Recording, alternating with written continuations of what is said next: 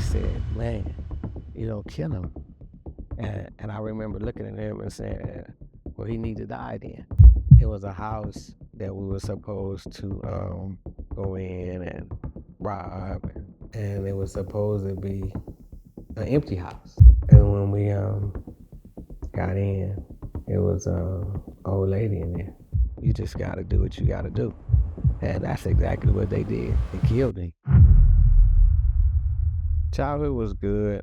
I had my grandmother, my mother, my father wasn't in the home, but he was around. My grandmother was strong, and she instilled a lot of things in me, coming up. I can remember a story of me being outside playing, and something went to the left. I don't even remember exactly what it was. I just remember her calling me inside. And I went inside, and she told me to, fight, one of the kids.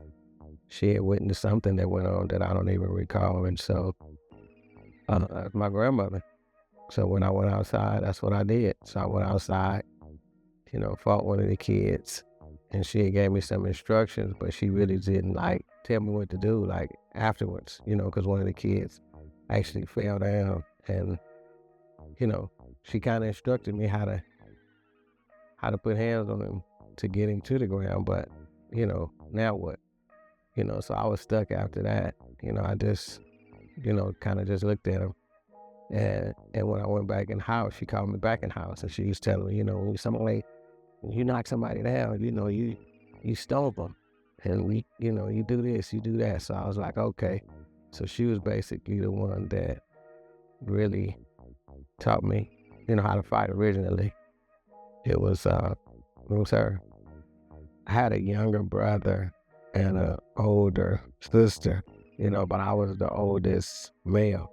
So I felt like I had to look out for them. I felt like I was the oldest. So I can remember my mother telling them, do not tell me stuff, because I was very protective of them. And I would kind of do too much. So it could be something little, but I would make it big.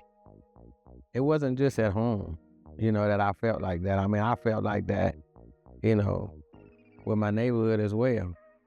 I felt like a protector, even for them.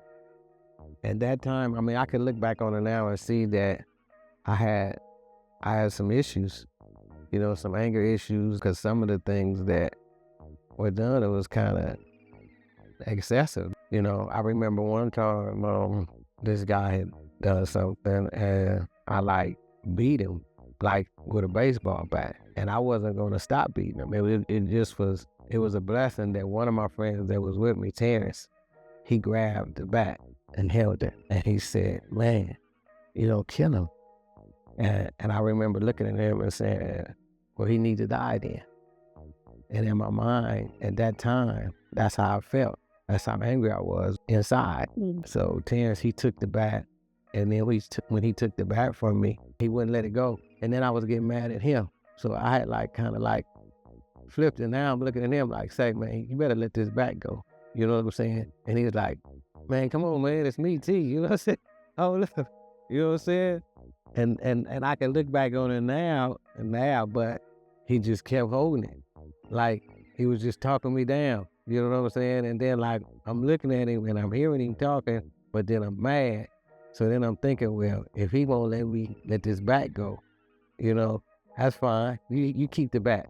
I got these. You know what I'm saying? So then I just let the bat go and start beating him. So he let me get it in for a minute.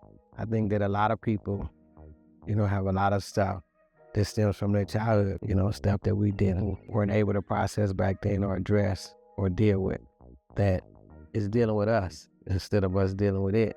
And I think that's what was happening with me. It was I never really got over that. So I carried that around. I had a chip on my shoulder.